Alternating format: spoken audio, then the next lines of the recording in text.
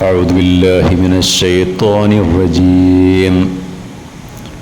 بسم الله الرحمن الرحيم. اقترب للناس حسابهم وهم في غفلة معرضون.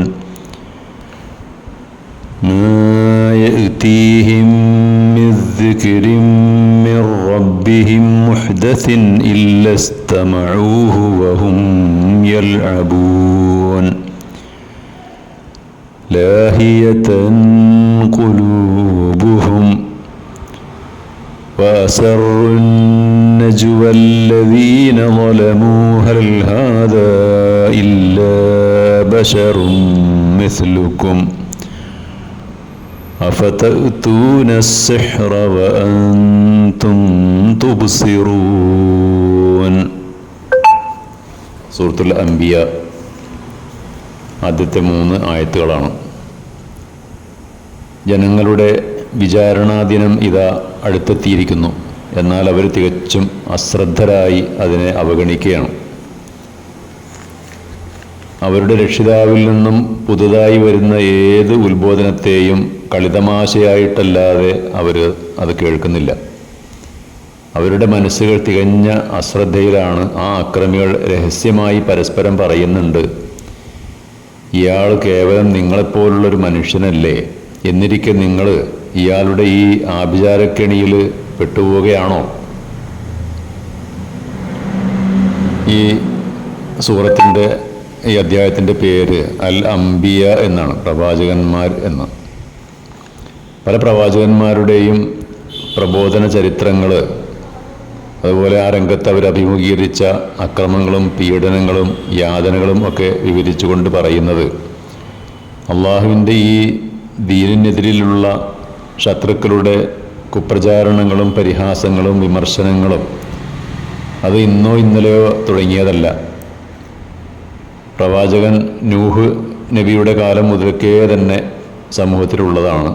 അന്ത്യനാൾ വരേക്കും ഈ പ്രവണത സമൂഹത്തിലുണ്ടായിക്കൊണ്ടിരിക്കും എന്നുണർത്തുകയാണ്.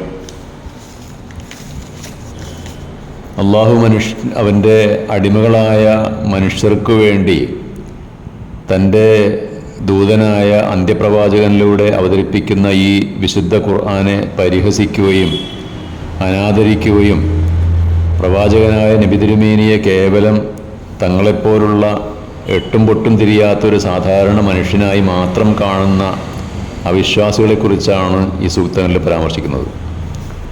അറബി ഭാഷയെക്കുറിച്ച പ്രാഥമിക ജ്ഞാനം പോലുമില്ലാത്ത യുക്തിവാദി നേതാവ് ഈയിടെ നടന്ന ഒരു സംവാദത്തിൽ പറഞ്ഞത്, ദൈവത്തിന് അല്ലെങ്കിൽ അള്ളാഹുവിന് അറബി അറിയില്ല, ഖുർആൻ എഴുതിയിരിക്കുന്നത് അറബി അറിയാത്ത അള്ളാഹു ആണ് എന്നായിരുന്നു. അന്ത്യപ്രവാചകൻ നബി തിരുമേനിയെ അവഹേളിക്കുകയും അനാദരിക്കുകയും ചെയ്യുന്ന ഇത്തരം യുക്തിവാദികളാണ് എല്ലാം അറിയുന്ന പണ്ഡിത കേസരികൾ എന്ന് സ്വയം അഭിമാനിക്കുകയും ചെയ്യുന്നു. ഇവരെപ്പോലുള്ള ധിക്കാരികളെയും ദൈവനിഷേധികളെയും കുറിച്ചാണ് ഈ സൂറത്തിലെ ആദ്യ ആയത്തുകളിൽ പ്രതിപാദിക്കുന്നത്. ഇത്തരം നിഷേധികളുടെ മരണത്തോടെ അവരുടെ വിചാരണക്ക് തുടക്കം കുറിക്കപ്പെടുകയാണ്. ആ നിലക്ക് അവരുടെ ജീവിതത്തിൻ്റെ കണക്ക് ബോധിപ്പിക്കേണ്ട സന്ദർഭം അവരുടെ തൊട്ടടുത്ത് എത്തിയിരിക്കുകയാണ്. പക്ഷെ അവർ തികഞ്ഞ അശ്രദ്ധയിലാണ്. അവരുടെ മരണത്തെക്കുറിച്ചും അതിനെ തുടർന്നുള്ള വിചാരണയെക്കുറിച്ചും അവർ തികച്ചും വിസ്മൃതിയിലാണ്. ഒരു ബോധവുമില്ല. ആ വിഷയസംബന്ധമായ ഉത്ബോധനങ്ങളെ അവർ പറ്റെ അവഗണിക്കുകയാണ്. നബി തിരുമേനിയെക്കുറിച്ച് അക്കാലത്തെ നിഷേധികളായ മക്കയിലെ ഖുറൈശികളും ഇക്കാലത്തെ നിരീശ്വരവാദികളും യുക്തിവാദികളും എക്സ് മുസ്ലിങ്ങളൊക്കെ പറയുന്നതും തമ്മിൽ യാതൊരു വ്യത്യാസവുമില്ല. മുഹമ്മദ് കേവലം ഒരു വിവരവുമില്ലാത്ത മനുഷ്യനാണ്, സ്ത്രീലമ്പടനാണ്, ഖുർആൻ മുഹമ്മദിൻ്റെ സൃഷ്ടിയാണ്. അതുകൊണ്ട് തന്നെ ഖുർആനും അദ്ദേഹത്തിൻ്റെ വചനങ്ങളും ഹദീസുമൊക്കെ തള്ളപ്പെടേണ്ടതാണ്, ഇക്കാലത്തേക്ക് ഒരിക്കലും പറ്റിയതല്ല. ഇങ്ങനെയുള്ള വാദഗതികളാണ് ഇവർ ഉയർത്തുന്നത്. അപ്പോൾ ഇതിനൊക്കെയുള്ള മറുപടികളാണ് തുടർന്നുള്ള ആയത്തുകളിൽ പരാമർശിക്കുന്നതും.